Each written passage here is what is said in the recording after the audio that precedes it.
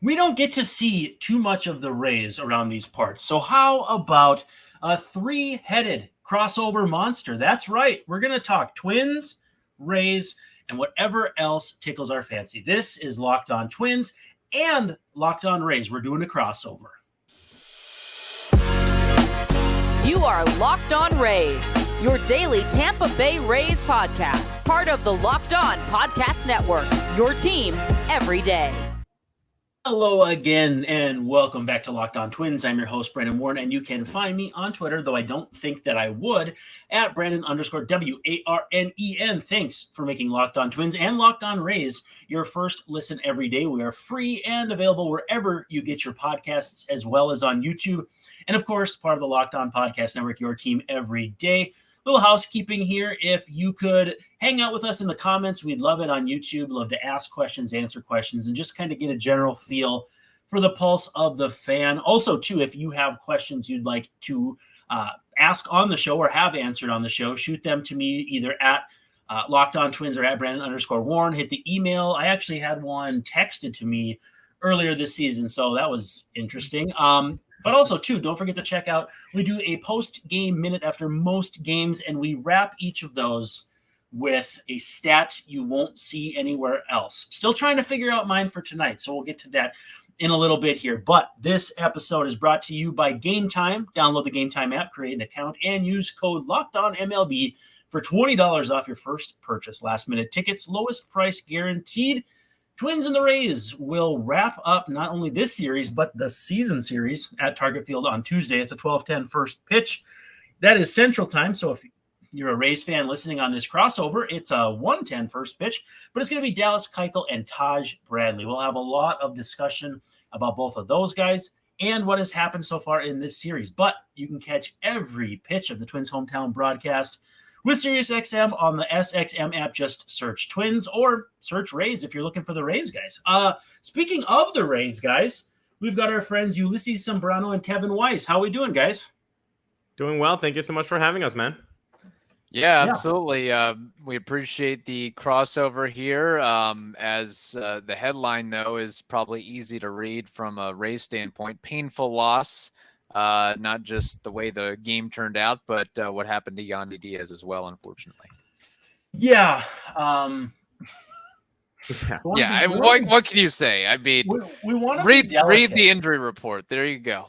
We want to be delicate. We don't want to get too testy, and we'll just leave it at that. One-run game. Twins have seen their share of those, but a 3-2 victory. So the Rays this year, one-run games, 18-24. Little surprising to me, Twins 18-22. So I want to get a vibe, though. Like, when the Rays are in these tight games, are you guys feeling good about their chances, bad? Does it depend on who's pitching? Because Zack Littell going deep into a game, we just saw it recently against Seattle, but ordinarily you'd be like, whoa, I didn't think he'd go that far in. You'd go to the bullpen. But do you guys feel good when it's a tight game late and the Rays are, trying to hold the lead? I think in the beginning of the season, probably not, because the bullpen was kind of in shambles, especially during May. But it has gotten better lately, and you feel good about guys like Stevenson and Diekman and Fairbanks. And Poche has had a great season too. So you feel good about it. The problem is like you said, that 18-24 record does not breed a lot of confidence. But one-run games usually are kind of just heads or tails. So you think that ultimately you're going to end up being 50-50.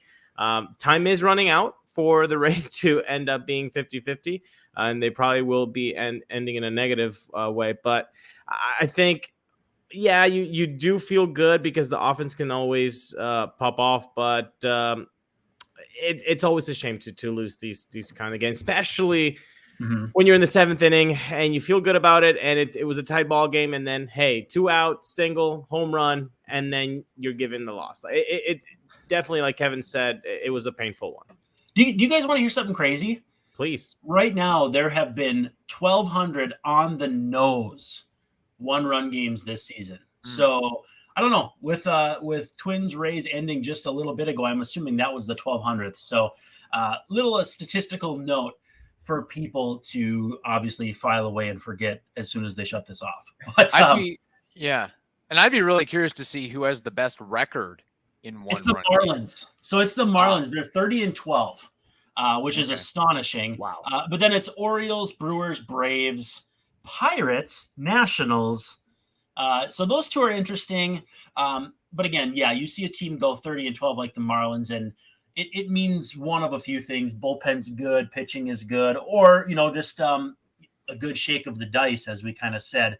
Padres, by comparison, have only played 28 one-run games, which is the fewest in MLB, but they're 6-22, which is probably a big reason why they're going to be home in October, and I don't mean playing ball games. But let's get back to this game. Rays deprived of win number 90, the horror. The Twins aren't even going to get there. And then the Rays came in winners of 4 straight and 6 of the last 7. Even though this one stings, I feel like you probably have to feel pretty good about how the Rays are playing lately, wouldn't you say? Yeah, absolutely. And just going back to Ulises' point on the tough loss that was for the Rays, it certainly does not lend itself confidence when you're within 1 run and you roll out Andrew Kittredge and Davinsky, and Yandy Diaz is nowhere to be found in the lineup because of the injury that he suffered, and some of the other guys that are absent from the lineup and from the team as well, where, again, those are pretty devastating blows when you're trying to battle back from a 1-run deficit. So I just wanted to throw that out there. Yeah, and it's going to be difficult on a night like tonight with Fairbanks coming off back-to-backs and 3 of the last 4. Stevenson worked 2 of the last 3. Pochelu's 2 of the last 3. Those are things that are difficult going into a game, kind of game planning for. And then you get that game flow, and suddenly it's a 1-run game, and you're leaning heavily on. And again, like I said, I'm a Zack Littell guy. I covered him here in Minnesota. He's a good dude. But it's still playing with fire to have a guy who's only been a starter in the big leagues for a very short period of time. It's a tough spot. Yeah, to add to that, and Ulises, correct me if I'm wrong, but I don't know if Zack Littell yet has the swing and miss intimidation profile of going deep 3rd time in the order to really befuddle the opposition there. Yeah, no, 100% you're right. And when they make contact, it can be loud contact, and so you do get worried. And I know he has been a revelation. Like, if you had to make not only a Rays revelation of 2023, but MLB revelations of what they've done with Littell this season is just unreal, because he kind of feels like Brandon Drury last year. Yeah. And the Rays have been doing this in back-to-back seasons now. In 2021, they transformed Drew Rasmussen from the bullpen into a starter. Then the next year they did Jeffrey Springs, and now this year it's Littell. But even like Kevin said, with all the success he's had, you still think that he's going to get hit. There's not a lot of swing and miss stuff. So 7th inning comes around. It was odd not to just at least have somebody kind of doing at least some stretching or some kind of bullpenning work that they could, take him out after that single allowed. It can be daunting to the psychology of seeing someone warming up. Starting pitchers talk about, does that mean that guy, they have 1 batter left? Does nobody warming up mean you're on your own? I mean, most of the time it has to by definition. But that's always an intriguing part of it too. And I mentioned off the air to Kevin and Ulises, I'll mention this now too. Littell is one of my favorite guys to have covered with the Twins. Great dude. And my favorite little fact about him is that his middle name is Stuart. And so it's like Stuart Little, Stuart Littell.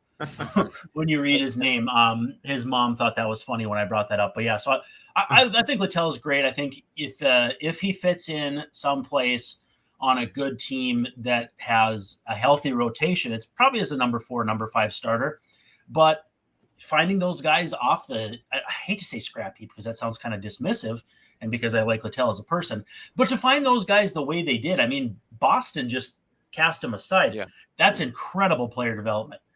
No, it really is. It's just a testament to what the Rays do and how they've turned guys that have been discarded by other organizations, or other organizations didn't see the value in what a particular player or pitcher, I should say, brought to the table. And with Littell. I mean, he was Scrap Heap's probably right. I mean, he was what the Rays. It's not like they were first on the waiver list; they were 28th. Right. So he got through a lot of teams to find his way onto the Rays. And credit to the Rays and him for quickly in season altering his repertoire and giving him, hey, add a sweeper, add a sinker, and just being able to deploy it within a very short amount of time. I feel like if you're going to add 1-2 pitches regularly, that's got to be an off-season move or multiple off-seasons move. Mm-hmm. So to be able to pick that up so quickly is really, really remarkable. And, you don't often see guys like that go. I mean, it's one thing for them to acquire a player and then that player to become a solid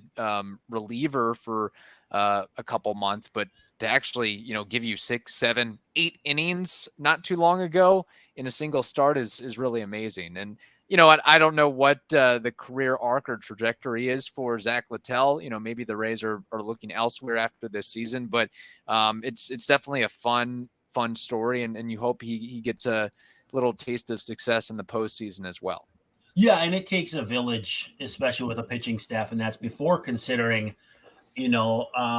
guys getting hurt. You need bodies just to cover those innings, let alone cover injuries. Now, I want to get to more about this game tonight, some injury updates and that sort of thing. But first, we got to talk about our friends over at Sleeper. MLB playoffs are coming up. They're right around the corner, and both of these teams are expected to be in that realm. But it means the clock is also ticking on your chance to make 100 times your cash on daily fantasy baseball. Baseball has never, ever been more exciting than it is now. You got Ronald Acuna, Mookie Betts, Shohei Ohtani.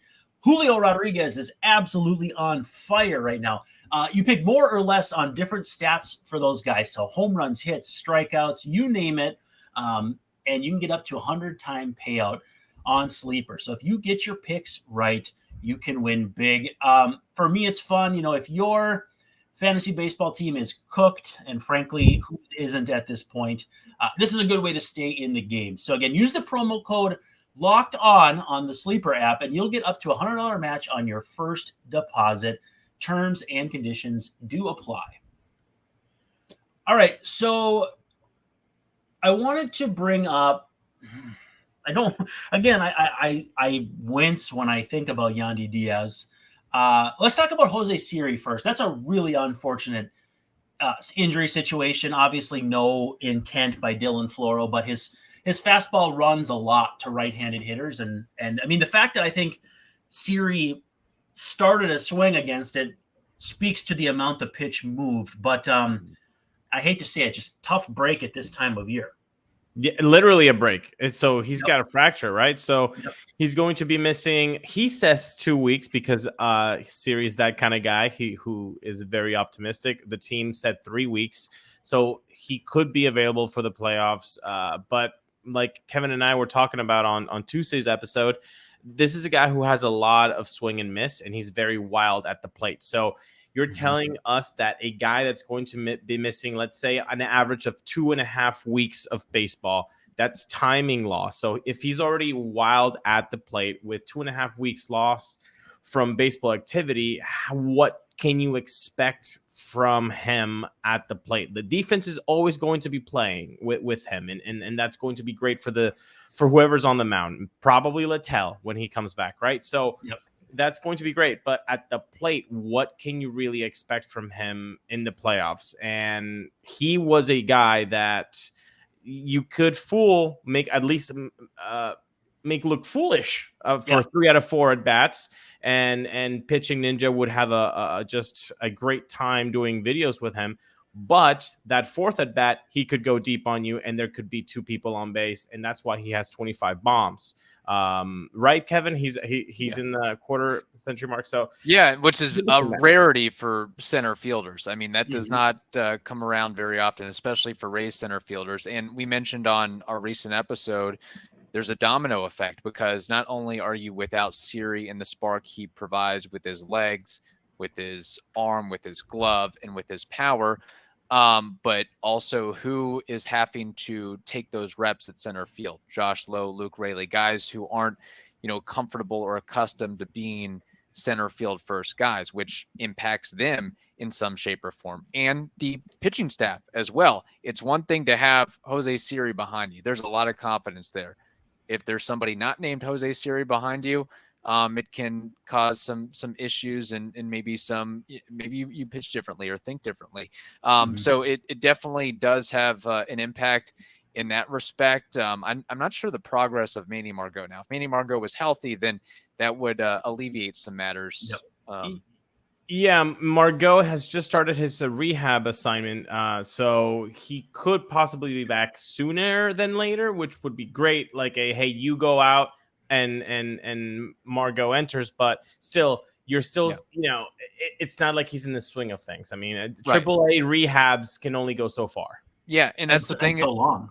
Yeah, and that's the thing too with Jose Siri, like Ulises mentioned, you're coming back right in the jump of the playoffs, and you've had limited reps, and you're just not ready for the intense action that is. So I'd expect a lot of swing and miss and a lot of silly swings. So that is something that you have to have a little bit of worry about as well, and who you're having to call up and give reps to in place of that. More rookies, more young players. Vidal Brujan probably going to get more action. Curtis Mead, as much as we love him, how confident are we that he can perform in September baseball, October baseball, whatever it may be? So it's a really, really huge loss in multiple ways for sure. Yeah, and Luke Raley filling in center field, if that name is familiar to Twins fans, is because he was a Twins prospect for a while, part of the Kenta Maeda trade, has bounced around, but seems to have found a home in Tampa, but certainly not going to bring the defensive value that Siri's going to bring. When we talk about, though, a former Twin, we also have to talk about a former Rays prospect. So Zack Littell starting for the Rays, Joe Ryan starting for the Twins, and it was kind of a flip-flop, bizarro world there where 4 or 5 years ago, Zack Littell was pitching in relief for the Twins and doing a nice job. And just a couple years ago, Joe Ryan was a pitching prospect for the Rays. Do you guys, how is that trade viewed? Because Twins fans have this tendency to lament everything. So literally, like if a pitcher who was here 5 years ago has a decent season as a reliever, people just melt down sometimes. Are fans like, it happened. We wanted Nelson Cruz at the time. It's no big deal. Or, how do Rays fans process that? People have started to rewrite history because of how good Joe Ryan has been and the trajectory of Nelson Cruz's career has been after that. Yep. Now instead of everybody recognizing that most of the fan base was like, wow, the Rays are actually going for it. They're going for Nelson Cruz. They're actually giving up Joe Ryan and Drew Strotman. Like, this is unbelievable that they're going for it. People are forgetting that. And now the narrative has changed into, wow, we gave up Joe Ryan for Nelson Cruz, who was washed. And it's like, no, Nelson Cruz was an all-star in 2021. And the Rays offense was the best it had ever been in franchise history once they made that trade. They were scoring more than 5 runs a game. So people have started to shift on the narrative just because of how good Joe Ryan has been for the Twins and how badly Nelson Cruz's career has gone after being with the Rays. But like Kevin pointed out, it's not like Nelson Cruz was just dead with the Rays. He was actually pretty productive on the power side. Well, and that's the risk. Well, that's the risk inherent with a trade deadline acquisition is you have a narrow window. So if they stink or just have a tough stretch, that's just baseball. It's the same with the reliever. It's the same with a starting pitcher. Yeah. Yeah, and you should feel more confident in getting a guy like Nelson Cruz, who's a been there, done that guy and made so many all-star appearances and had the postseason experience as well, that he would at least maybe pick it up in the right moments, which he showed during the course in that stretch there that he was able to. I feel like maybe, and Joe Ryan's been a godsend for sure, but maybe we wouldn't be shedding as much light on the Joe Ryan former Rays farmhand situation if Shane McClanahan was healthy, if Shane Baz was healthy, if Jeffrey Springs was healthy, if Drew Rasmussen was healthy. I mean, it's been a gut punch of guys that have gone down and out for one reason or another. Yeah, and you said Margot starting a rehab.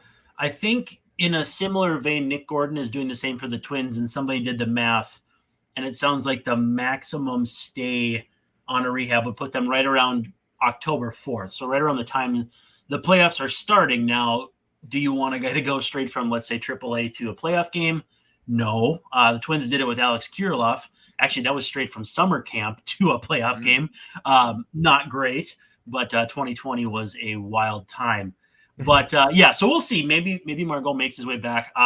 Probably won't be a Twins issue because I think, as near as I can tell, they're most certainly going to have to meet the ALCS if they do in the postseason. Curtis Mead, though, gets the call, certainly under not ideal circumstances. But what's your level of excitement for a guy like that? I mean, again, you want to see these youngsters. I'm just as prospect crazy as most, but it comes with a price. Yeah, it's definitely. And you're prospect crazy, then Rays fandom really likes you, because as Rays fans, we are just really prospect gung-ho. And we try to say, let's not do prospect hugging here. Let's just recognize that it's going to be very difficult to make it to the majors. But Curtis Mead, a friend of the program for Locked On Rays, we're really excited about what he can do with the bat. The fact is, though, he's been mashing in the minors, has had some limited success before he got sent down to AAA, and now he just gets this call-up. So you don't really know what to expect if he's going to just be on fire like he was in AAA after the send-down, but you hope so. But how many at-bats is he going to get? How many what does normalcy at-bats look for a guy that just got called up? And you have an infield that's pretty thick now. With Yandy Diaz, is he going to be missing some time because he needs to take care of that situation? I would take a day off after that. Right. I think you both will too. And so maybe we do see Curtis Mead in the lineup a little bit more this week. Yeah, and that's the challenge too, is you wonder, and maybe he thinks about it, maybe he doesn't, just you're replacing Yandy Diaz. I don't know for how long, hopefully not too long, because Yandy Diaz is performing like an MVP candidate, but the pressure of you're filling the void, you're replacing Yandy Diaz, an all-star, an MVP candidate, all these accolades. Similar for Basabe, who has been replacing Wander Franco for the last several weeks, month plus, whatever it is. But I will say this about Curtis Mead, and I think eventually he'll find his spot and he'll be an everyday player. I don't know if it's going to be early next year, late next year, 2025, whatever it may be. But just based in what I saw from last night's game or this past evening's game, man, he's got some quick hands, really quick hands with the bat, which is something that can't be taught. So I don't know how much it's going to translate into hits, extra base hits, home runs at this juncture, but he's got the makings of becoming a really good player. And when we've had him on the program multiple times, you can just hear the passion he has for the sport and wanting to represent his country in a positive way, in the diligence and attention to detail on wanting to be the absolute best that he can, be it taking coaching, taking notes on every at bat, gets into the weeds on what he's doing well and what he can improve upon. Like, I think he's sort of that modern analytics player of, I want more information, I want better information, I want it all to determine how I can to be at my best potential, basically. Yeah, and every player is going to process that information differently. You can have overload, and some guys just want all of it but can shut that off at the plate. I kind of feel like Joey Votto might be that kind of guy, but I digress. We do have to talk about our friends over at Game Time. If you've been stressed looking for tickets, if that Rays game is sold out, and I'm not kidding, maybe a playoff game, maybe late in the season, or a Twins game, if you're stressed out, Game Time is the way to go. Download the Game Time app, or you can go to gametime.co, not .com, .co. But again, you shouldn't be stressed out buying tickets to a game. It's a game. It's supposed to be fun. You're supposed to be enjoying yourself, whether it's spring, summer, early fall, all that fun stuff. So if you're in Minneapolis and you want to go to a concert, a show, or if you're in Tampa, St. Pete area and you want to go to something like that, this is the app for you. It's the place for last-minute ticket deals. And the Game Time guarantee means you'll always get the best price. So if you find tickets in the same area, the section and row, Game Time will credit you 110% of the difference. It's just 2 taps and you're set. Quick situation here. Tickets sent directly to your phone, so you don't have to dig through your email. You can snag the tickets without the stress with Game Time. Download the Game Time app, create an account, and use the code LOCKEDONMLB for $20 off your first purchase. Terms do apply. But again, create an account and redeem code LOCKEDONMLB. That's all caps, one word, for $20 off. Download Game Time today. Last minute tickets, lowest price guaranteed. So we talked off the air about the Rays without Wander Franco, and they're 18-9, third best record in that stretch. I think the Braves were one of the teams ahead of them because the Braves are nasty and you can't, whatever. They're going to be a formidable foe in October on the NL side. But the Rays have stemmed the tide pretty well. And I just wanted to float that out there in case there were Twins fans wondering if they can hang as we get towards October. Now, I do want to turn this on its head, though, because as a crossover, there are going to be some Twins fans being like, well, what the heck? Why don't we talk about the Twins? When you look from a Rays standpoint, what do you see when you see the Twins? The 2023 Twins, the Twins who have scored 9 of their 10 runs against the Rays this year via home run, assuming the broadcast was correct. I didn't fact check it, so I'm hoping it's true. What do you guys see when you see the Twins? That's a good question. I feel like, and I've said this before, so I can't just go back on my word. I feel like the Central divisions are the weakest in MLB, AL Central and NL Central. And now the Twins are doing what you're supposed to do. It's just choke everybody out. Finally. Right? And so they're taking advantage of that, and maybe less so this year because of the scheduling being a little bit more balanced, and you don't have as many games against the Royals and the Chicago White Sox, who, by the way, I mean, you might feel a little bit more harsher on this subject because they're your interdivisional rivals, but I just do not understand how the national media has just fallen in love with the Chicago White Sox for the last 3 years, and now they're like, oh yeah, maybe they do. They're not that great. It's like, yeah, they haven't ever been. Yep. They haven't ever been. Not since like 2005 when they won the World Series. Then it's been a death march. Yeah. Okay, I digress on my Chicago White Sox rant. No, but still, they're bad. They're #bad. Yeah, they really are. But no, I feel like the Twins are just a sensible team. I would expect more from Carlos Correa, maybe from the outside looking in. I feel like that has been an underwhelming performance for him this year. But again, like, you don't know what's going on in a guy's head and his surroundings. So that they're a solid ball club. I feel like in a playoff round, they can do some damage, but in the long run, they're not a powerhouse, I feel like, in the American League. And I would agree with that. Again, not to crap on the Twins or anything like that, but I'd be curious to see what their record would be if you uplifted them, stick them in the AL East. What would their record be from that point of view? I mean, the AL Central... They've played up to the level of teams. Okay. The problem is they lost the season series to Detroit. They've just had some spots where you're like, what is this team doing?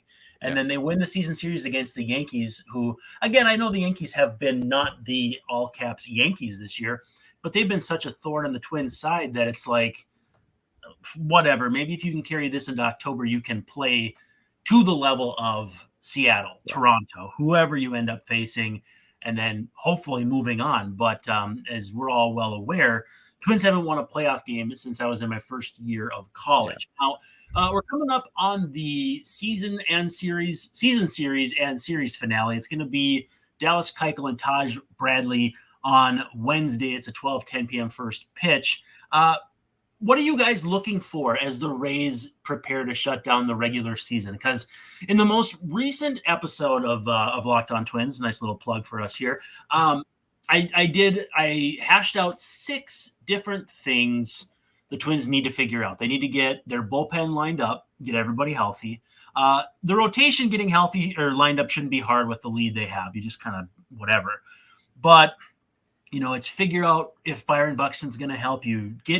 Can you get Carlos Correa off his feet enough to, get him where he needs to be in October? They need a couple youngsters to get out of their funks.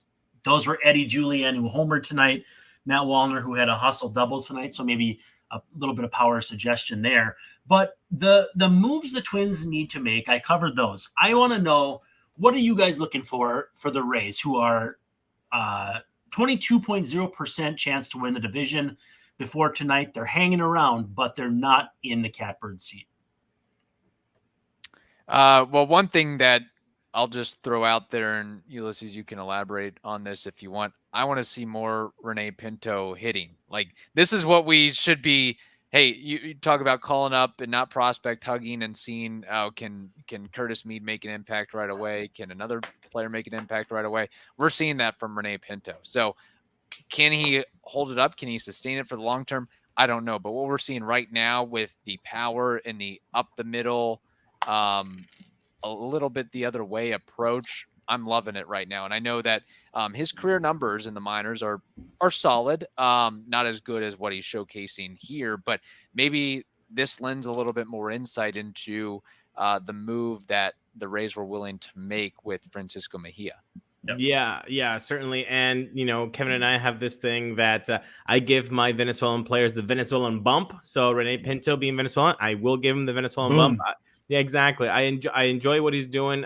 And it was a head scratcher when Francisco Mejia was let go. And obviously he's still now with their organization. But if this is what Rene Pinto, if this is what they saw in Rene, well, then it makes sense. He's been doing great. But I kind of want to turn it around and ask you about Dallas Keuchel. Did you ever see this happen? Was it something that people were asking for? I doubt. And how are you handling his performance as a Twin? People were ticked when the Twins didn't sign him back when the White Sox did before 2020. And it was kind of like the writing was on the wall. He wasn't that good with Atlanta the year before. Again, not going to strike anybody out, tons of grounders, but he just was nowhere near what he had been at his peak in Houston. And again, Cy Young winner, of course, you're not going to be at your peak the whole time. But just the way the bottom fell out last year, it felt a little bit Madison Bumgarner-esque to me. Not from an attitude standpoint necessarily, because I don't know where Keuchel stands there, but just kind of all right, this has run its course. It's a lefty who can't get the velocity up there anymore, et cetera, et cetera. When they signed him, it was just kind of like, meh, see what happens. The rotation was healthy, notwithstanding Tyler Mahle, who's missed most of the season. Kento was out for a little bit, but has come back and been a little better. He struggled of late. But it wasn't like a need. It wasn't an obvious need. Then Bailey Ober hit his innings from previous years, so they've kind of shuffled him around to keep those innings down. And it's opened up a spot for Keuchel. The numbers aren't pretty in the sense that, the ERA is almost 5. He's still getting his grounders, but he's not striking anybody out. You kind of feel like the other shoe could drop any time now. But the Twins had Bartolo Colon on kind of a little run like this a few years ago. And the fever for Keuchel isn't as much as it was for Colon, believe it or not. But there's a very similar vibe. He's the kind of guy that ticks you off because it's like every fan base hates their third base coach and are convinced they could do a better job. This guy's throwing 87 and just kind of cutters and sliders and whatnot, sinkers. He looks like you could hit him. And so it drives fans crazy. Every fan is convinced a lefty who throws 88 just crushes their team. So I'm kind of hoping that's what's the case tomorrow. You guys already got your 4 wins. You got your season series. Maybe Keuchel can stymie the Rays offense for a little bit. And who knows? I don't wish this, but a guy like that can mess with your timing when you're coming up on a big series against the Orioles. So it's all going to be part of the equation. I'm curious to see how it pans out. Yeah, it's funny. On Dallas Keuchel, the repertoire is spot on. But if you were to look at Dallas Keuchel, just me anyway, I would say this guy's throwing 97, 98. The way he looks with the beard and the muscular builds, like this guy must be just an unstoppable force, unhittable in that respect. And really his counterpart in this wrap-up game, Taj Bradley, I'm just hoping he doesn't give up 3-4 home runs like we've seen time and again, or multiple times this season. Mm-hmm. You want Tosh to just kind of have a good, solid start. He's a young guy. If he's taking his licks, like let it be, in the past. You want him to just start getting some good outings in the future and present. So hopefully that's what happens with Tosh. But I would be on the lookout for Royce Lewis from the outside looking in. Like that guy is just so good. He is he's a talent, man, and he might be the next superstar wearing a Twins uniform. He's so good. Well, if you want some encouragement, very similar game in the end of the Mets series. So Twins took 2 of 3, but were shut out 2-0 in the final game of the Mets series before the Rays came to town. And Tyler McGill came in with an ERA over 5. The numbers were not great recently, and he shut the Twins down for 5 innings, 4 walks, 2 strikeouts. So not like he had them eating out of the palm of his hand, but they were 0 for 10 with runners in scoring position, and they gave up, I think, a 2-run double to DJ Stewart late. That was the difference. So it's not all for naught. May not seem like the best pitching matchup, but it doesn't always have to pan out that way either. I mean, the Twins, they won a game started by Kodai Senga where it was Keuchel on the other side. You never see these things coming. It's absolutely incredible. Trying to think of what else I had for you guys. Oh, if we'll close with this, unless you guys have anything for me. But if there was a Rays hitter who was going to go on and a Rosarena postseason type heater that we saw 3-4 years ago, whatever it was, and initially I was thinking maybe it'd be Curtis Mead, but you guys have kind of sold me on Pinto. And I mean, I saw him hit a homer, obviously, on Tuesday night. Who is that guy though? If the Rays are going to have someone go off on a heater. And there's a lot of candidates. Luke Raley, I mean, good player, but if he just blows up and has a couple good series, we saw what it did for Rosarena. Who do you think could be that guy for the Rays this year? I think maybe I'm taking Kevin's pick, or maybe he's just going to agree with me.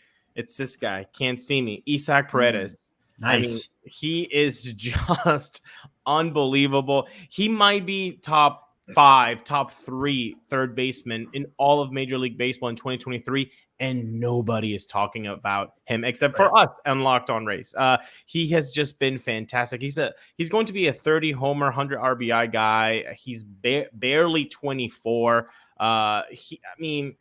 This is just a great talent, and he has gone on runs for like 2.5 weeks where he will just tear the cover off the ball. So if you're looking for that candidate for October baseball, Isaac Paredes could definitely be that guy.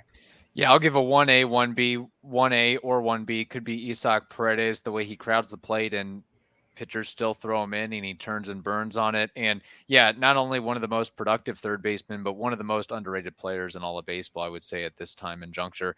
Another guy I'd throw out there, if we can't pick Randy Rosarena, that'd be maybe my obvious choice, but Josh Lowe, I think maybe deserves some love. I feel like maybe we haven't, or just the fan base haven't given him as much kudos for what he's done this season, just in what he can do in all aspects of the game. But what we've seen from him is his approach at the plate. He can handle anything, fastball, off speed, breaking ball. He can adjust his swing. He can adjust to different pitch types and pitch shapes, and he can change the game. He doesn't seem like a guy that shies away from the spotlight either. So that'd be another one I'd throw out there too. And Brandon, let's turn it around on you. Who would be that guy for the Twins? Yeah, I was going to jump in. I mean, bringing up Royce Lewis is a good one. It's hard to justify him though. He's a former number 1 pick, and he's been a top prospect. So I think he'd be the guy just because he's like the pulse. He's like the backbone on this team right now, which is hard to believe on a Carlos Correa team and a Byron Buxton team. But it's just like he gives them a whole nother element. He's like what a healthy Byron Buxton can do. But if they were going to have someone maybe that people aren't thinking about, it would either be Edouard Julien, who homered in the Tuesday game. Great plate discipline, just a real pass to top the order. He's been taking too many called third strikes. That's really been driving people crazy. But the discipline numbers have been incredible in the minors. And if you want to do anything in October, it's pollute the bases. So either him or I'm going to say Alex Kirilloff, good hitting prospect who's going to get probably plenty of time at first base in October. Hopefully they'll face a bunch of righties so they don't have to shield him. But for me, it kind of comes down to that. Now, I did want to ask, too, do you think Willie Castro and Isaac Paredes ever get together and laugh about the Detroit days and just how what might have been if Detroit had realized what they had in those guys? Granted, I know Willie's not a stud, but he's a really nice role player for a team that's going to the playoffs. That's not nothing. Organizational, corporate culture matters, man. Yep. And the environment matters, and that's why you see a lot of that happening. If a new scenery for a guy can do wonders, and some people just we're in this age of analytics, which again, awesome. You get more information. That is great. You can't only look at one side of the puzzle. But it seems to me that now with all of these new stats that people are looking at and putting a name to, they are forgetting that these aren't just like computer chips. They're just or numbers on a spreadsheet. They're just human beings, and sometimes who you're in contact with in a workspace, because that is their workspace, that matters to them and how they're going to perform. And I'll also say on the flip side of that, or along with that, it's not like the Tigers just gave Isaac Paredes away. I mean, they got Austin Meadows, a 30-homer, 100 RBI guy, in return with expectation that he could continue to provide that level of production. Alas, that has not been the case. But also, maybe it was just, maybe giving up on him a little bit too soon. But when he made his major league debut and got his first taste of action, he was 21, 22 years old. Maybe you just need a couple more seasons under your belt to really find your footing and find yourself. So it also could have been a case of that as well.